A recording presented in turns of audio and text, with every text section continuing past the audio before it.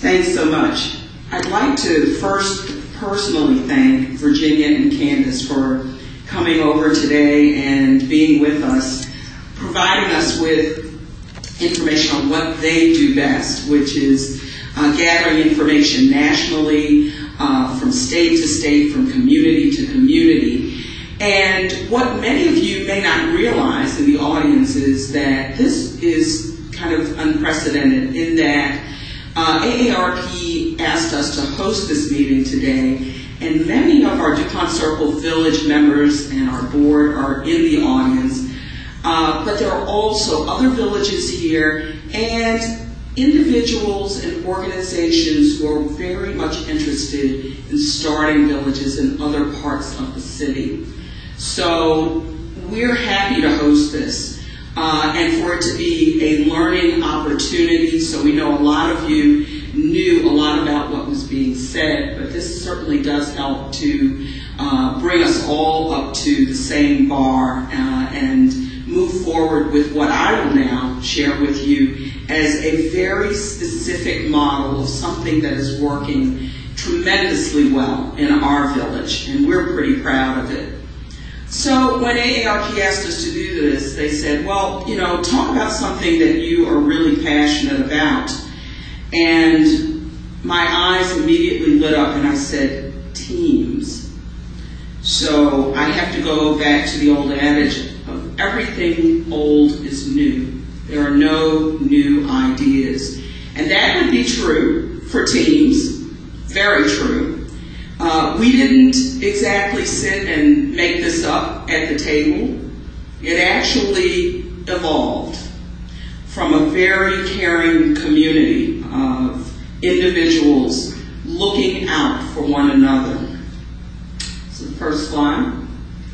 So I think when a lot of people think about joining a village, becoming a member, being a part of a village, I think they do a lot of soul searching and thinking about where they are at that moment and how they'd like to live from here on out. And so there's a lot of visioning, I think, that goes on, soul searching, some thinking about how you want to live, where you want to be, how important choice and independence and self-determination are. And certainly my 2 years with DuPont Circle Village has reinforced that and confirmed all of these things to be true. Next slide. The team concept came about quite by accident, and yet maybe not. I look to one of our former board members, Abigail Weavenson, who recognized the fact that we were dealing with one of our members who was particularly frail. And we had a number of balls in the air. We were juggling, and we were managing to keep the balls in the air, but we had to sit back and say, what in the heck are we doing here? Are we really just kind of putting fingers in the dike, or are we really helping to move the situation forward? This particular member, well into her 80s, was living in an apartment that had a very steep walk-up. And if you think about it, when you're visioning out, well, so where am I going to be in a year, 2 years, 5 years? Is this the walk-up that I want to do? Is this where I want to be? So a small group of us gathered around Abigail's table, the people who mattered most to this person in the village, and we started sharing our stories very privately, but putting everything on the table that we knew to be true about this very complex situation. Because it wasn't just a matter of the walk-up. There were just so many things going on in this individual's life. Single woman, most independent, and yet having a real difficult time in maintaining on a daily basis. This person was using a lot of our volunteer services, and I will come back to this when I talk about our 5 teams that we've launched over the past year and a half, and they've all been successful. So these teams really are very much about celebrating aging in place and recognizing that there are stages of longevity, that we never reach this point of being old or older. We're just growing and learning every day. And maybe some of us are getting a wrinkle or 2 more in the process. There are these dynamics of need that I love to talk about. And that's that point when you realize, help, I need something. And that's typically when I get a call as executive director. Somebody's either slept it and it's overdue, or it's right on them and they need something. Help, I need it. And there is often a real simple solution for the screw in a light bulb. We can get a volunteer out quickly for that. Or if you need to get your holiday platters down in time for Thanksgiving, no problem. Putting together a lamp, no worries. Transportation, we've got it. But when the need is complex, it may take more than one individual. It may take different perspectives. And so I say to you that teams are not new. Case management has been around for decades. There are care models that utilize a number of people who surround a person and provide different levels of support. But what I will say that a village does that is a little different is that this is all volunteer driven.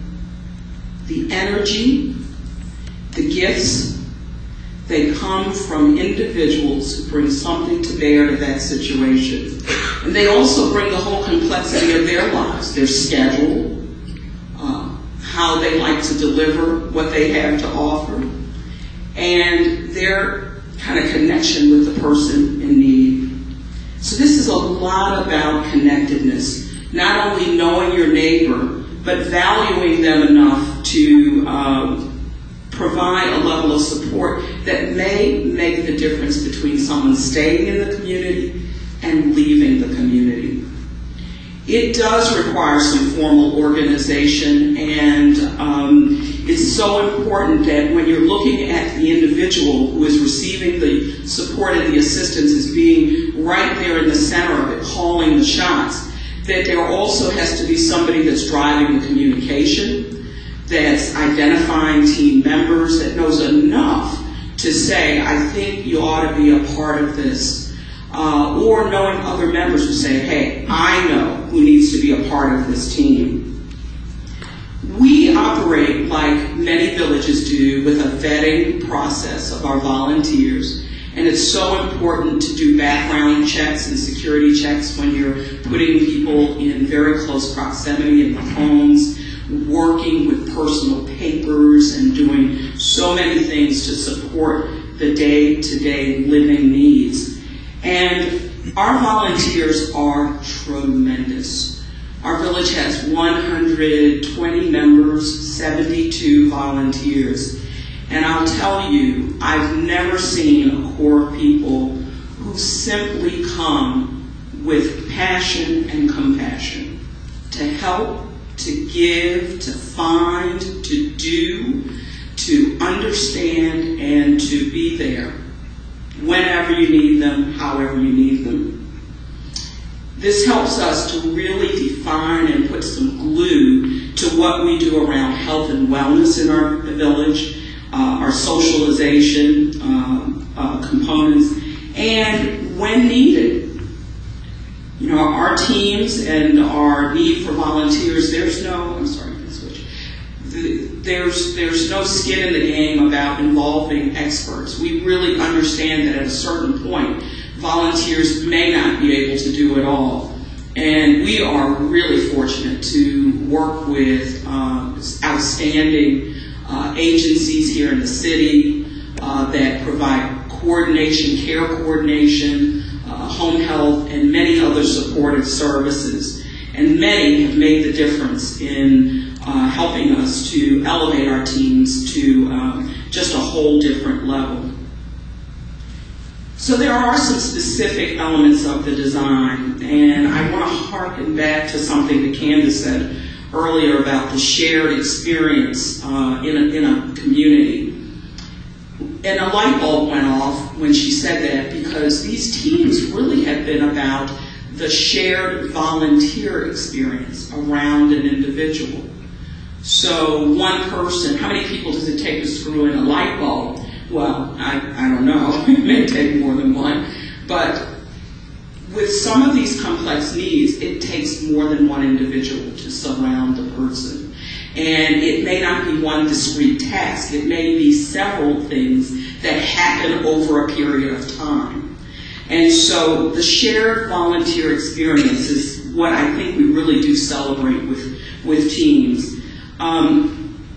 Usually it's a crisis or a recognition by a member that something is needed, something that would help them function better, make it through their day just a little easier.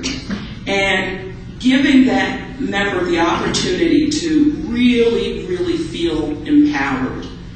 In other words, it's one thing to say to somebody, okay, you're in charge of all of this, but it's another thing to say that the team doesn't move unless you want it to move.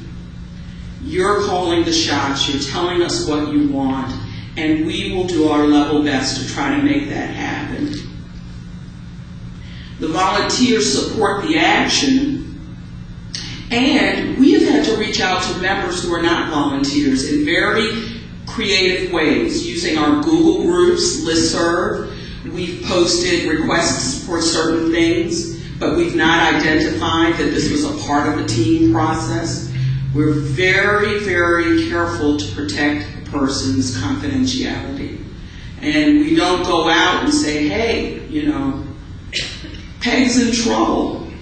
Guess what happened to her yesterday? That's not how it's done. And we're very close-knit in this circle of helpers to make sure that everybody is understanding that there are many people involved, and we want to maximize time, resources, energy, schedules, and ensure that the person is truly getting what they're asking for. And as I said, experts are engaged when needed, and I'll give you a couple of examples of that. Updates really fuel the action. And so our village is about 95%, I would say, of the people have an active email. So, and our volunteers, 100%, all have email. No, not 100. One volunteer does not have an email. But of the 72 volunteers, 71 have email. So a lot of the notices go out to the teams by email, just keeping them abreast of what's going on in a particular situation, and making requests for certain things that might be needed. This first team, as I mentioned, came about quite kind of untraditionally. Now that we've got a little bit of history behind us, we can say now what's traditional and what's not, because the member didn't ask for it. The member who needed the help did not ask for the team. But the member who was a volunteer, who saw what we were juggling, said, let's all sit down, let's figure this out. And what then started was a very dynamic and powerful process. From that point on, we've had the opportunity, and I must say, the real distinct honor of putting teams together that have helped in so many different ways. Just real creative things have happened, which I'll share in a minute, and some very poignant things. But we put them together using volunteers who share the vision that we do, who may have some experience that connects with the member, some particular expertise, a commitment, dedication, And the bottom line is that it begins with feeling a sense of connectedness. Next slide. So that first group around the table, as it turns out, that individual ended up moving to assisted living. And we were all feeling very grateful for that. You know, typically when you hear of villages, you get the story that, you know, we're ready to go down on the sword. Nobody leaves the village. But I want to kind of put a friendly amendment in there and say that we're not crazy. We recognize the fact that in some instances, there may be another setting that helps best, that can serve the needs of the individual. But that first group, it all moved towards getting that person placed in a new home setting, and there was much support and much love. Our second one was a request that came, quite ironically, about a number of moving parts, and I immediately jumped and said, that sounds like a Girl Friday. And then as it went on, it's like, hey, that sounds like 3 or 4 Girl Fridays. And we started giggling and remembering the old, I don't even know if that's politically correct anymore, but we started talking about what it meant to be a Girl Friday, and we had a lot of fun with that. But in fact, that second opportunity allowed us to have that member right at the center. She had a teleconference call and interviewed the members of her team. They all did a little presentation about their background, and she said, all right, I think this will work. And from that time on, it's been a little over a year now, I'd say, they've been scheduling time, and they've all been doing different things. And it helps 3 very busy, driven volunteers to all manage crazy schedules. They connect by phone, they schedule their appointments, they come in, they do designated tasks, and they're all working together as a team to make sure that very discrete things get done, and sometimes maybe new things. Number 3, help, my garden is out of control. Well, this was a wonderful experience where we recognized for one member that her backyard garden meant the world to her.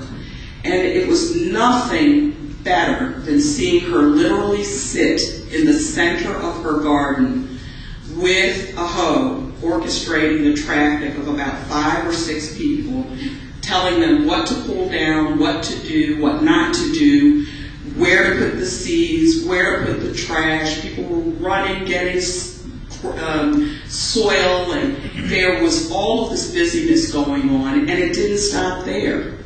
We opened it up to the entire community because we had so much fun.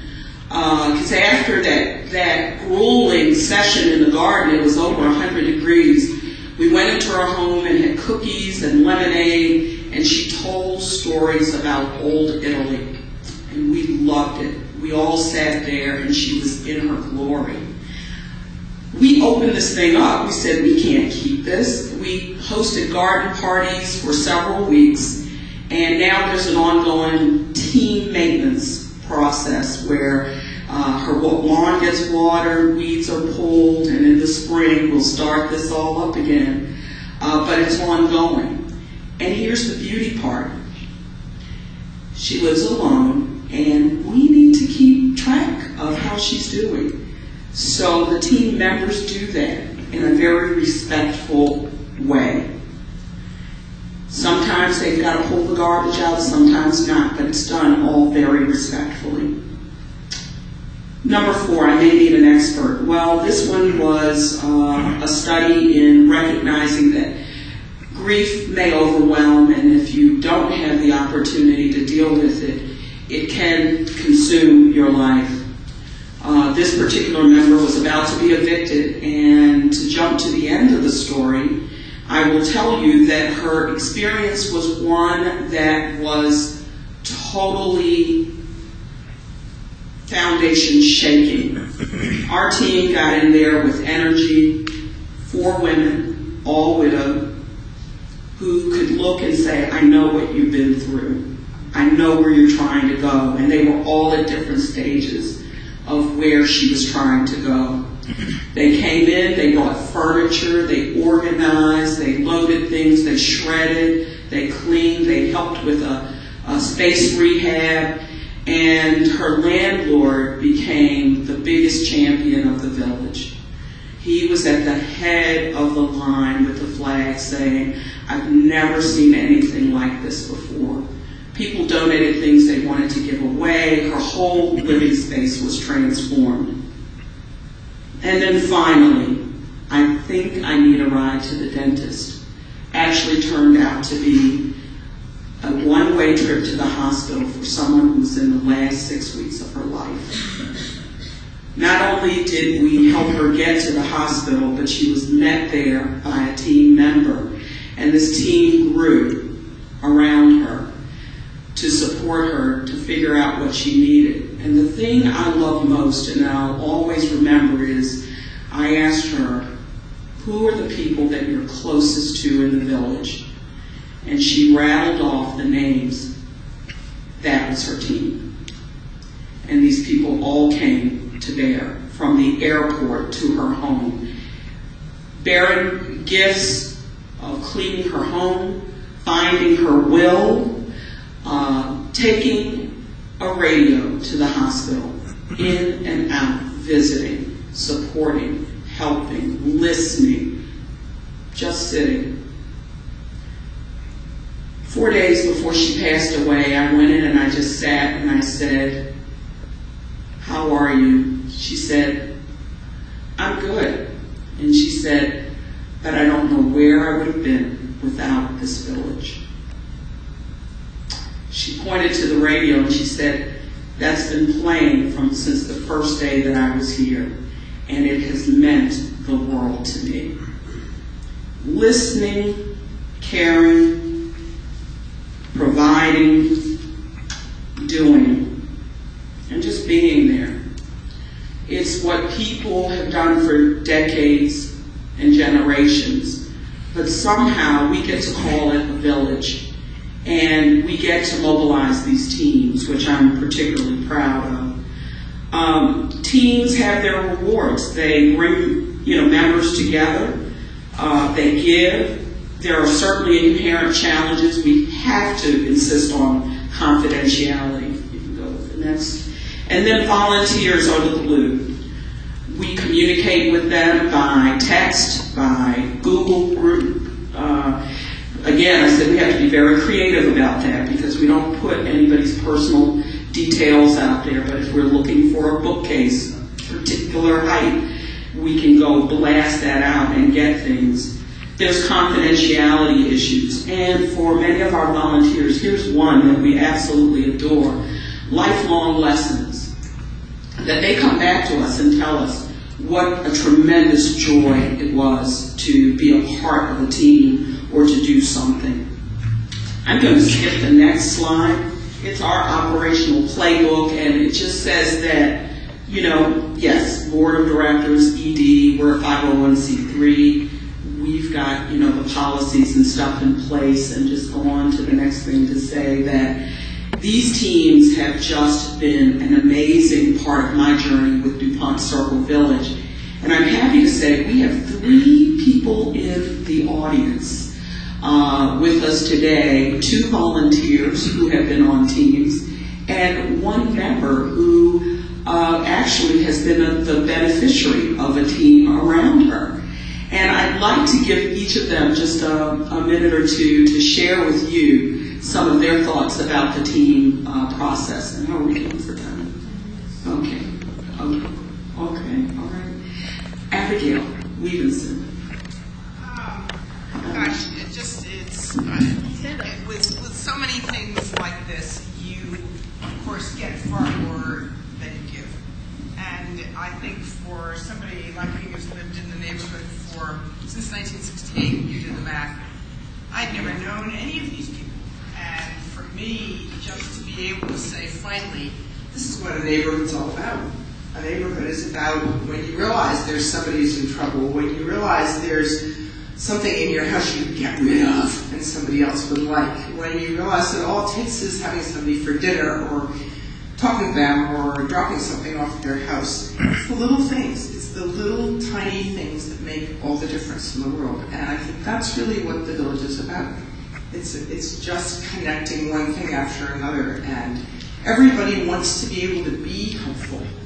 So the village allows you to know what it is you can do to be helpful, as long as you have something like Bernice to glue us all together. Talking about glue, woman, you are definitely the glue. So, a pleasure. It's just definitely a pleasure.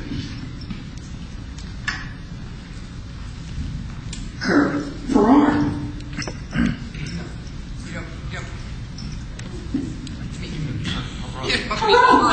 Kurt Farrar, I'm sorry. Kurt Farrar. I've got a few notes here because I think there's some things that I discovered during this particular instance that would be useful to us all to be aware of. My partner Dean was at an exercise class, and he wanted to promote the village, and he saw someone in there he thought may be interested in the village, so he didn't give her one brochure, he gave her 2 or 3. As a matter of fact, this particular person wasn't interested in the village, but she gave one of the brochures to someone who was. And she called us and came by the house for a visit. And we enjoyed her company, and then we went a few doors over and I talked to some other people in the village. And by the time the afternoon was over, she was ready to join. Within months of joining the village, I wanted to tell you why she wanted to join. She was getting ready to retire from her teaching position, and she wanted to, she just, where's my community? You know, what am I going to do next? Anyway, within months of joining, out of the blue, she fainted. And she came to, and she talked about getting a volunteer to take her to the doctor. To make a long story short, Bernice saw through it quickly and said, you need to go to the hospital now. Go to an emergency room now. Do not wait for us to find a driver, which she did. And when she got there, she found out she had galloping leukemia. And the next thing she knew, she was in the Georgetown University Cancer Unit. Okay, all of this happened so fast. I mean, who had time to think? She certainly didn't. And it was at a time when her closer friends in town were out of town. Well, there was the village. This is important.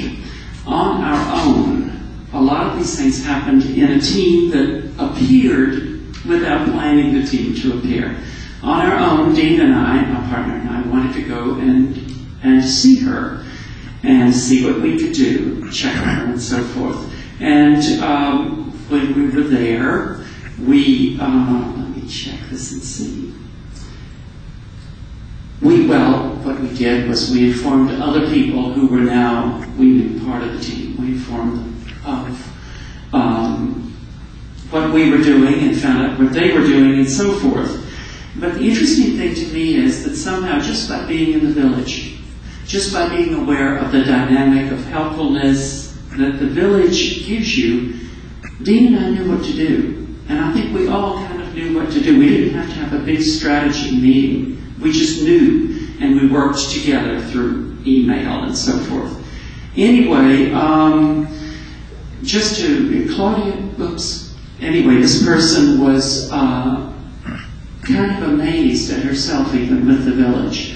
For example, she said, you know, it's just wonderful to me. I've only known you all, I've known you no time at all, and yet I feel perfectly able to trust you. I know I can trust you. And she gave a member a key to her house so that she could get some things while she was in the hospital. And anyway, on our second visit to see her, when Dean and I got to the door, it seemed to have just closed. We opened it, and the doctor was in the room. And we said, oh, we'll come back later. And she said, oh, no, come in. I don't want to be alone. I don't want to hear this alone. It was purely by happenstance. We went in, and the doctor gave her the prognosis, and it was not good. And she just sat there and thought, oh, I can't even take this in. It's not even real. So we stayed with her a couple of hours, and we talked, and we reorganized the room. And we talked to the doctor a little bit, too. The doctor was wonderful. But the point I'm getting at is that she had somebody with her, and she had people who had enough time to stay with her until she had gotten her thoughts in order. Okay. The villagers, some other villagers, had the forethought to ask her about medical records, about her will. She got the will, she got the it was at the house. But they wanted to make sure all the papers were in order. They were, thanks to the village. All of them were together, medical, legal, all those things. Okay. She had to decide whether or not to fight more treatments or not. She decided to do it. Okay. By the third visit, her voice was small. She was in a darkened room and very tired, so we didn't stay long. But her last word to me, bowing and holding her hands together, was, Namaste. Namaste, which means, I salute the God within you. Anyway, there was a considerable number of us at her memorial service, and we got to meet the people who came in at that point. Her friends had come from out of town into town. The village stepped back, and these three women watched over her to the end. And we got to meet them. And we got to meet some of her students and some of her friends. But it was a wonderful experience. Thanks so much, Kurt. And kind of adding cleanup is Marilyn. And Marilyn, we're running way short on time. So I just want to introduce you, and if you could just say a word about the value to you. Okay, I'm just to say a little more than one word, but I will try to keep it limited. I'm a retired social worker, and I have been legally blind all my life. My husband, who is also blind, died just about 8 years ago now, and since that time I've been living by myself. I was getting help from volunteer readers, from a couple of organizations for the blind. But, so one of them died. Anyway, I found myself in a situation where there were a lot of things around my apartment that I needed to do, and I just couldn't do all of them. And so I needed some help, and this is where the Girl Friday idea came about, because with a lot of different kinds of things I needed help with. I think the best example and the biggest achievement of the whole time, I was using a stereo which was purchased in 1979, a television which was purchased in 1988 or 89, and had a huge bunch of old long-playing records. And actually one of my Girl Fridays, the first one that started, actually helped me in boxing up those long-playing records and getting them ready so I could give them to the Salvation Army, who were willing to come and pick them up, and helping me with getting things ready so that I could get a new television and stereo and have a place to put them. And the room looks a lot better. They each come about once a month, and that is an enormous help. There are still lots of things to do. I'll keep them busy for a long time. So as you can see, some of these things have a very finite kind of time frame, but other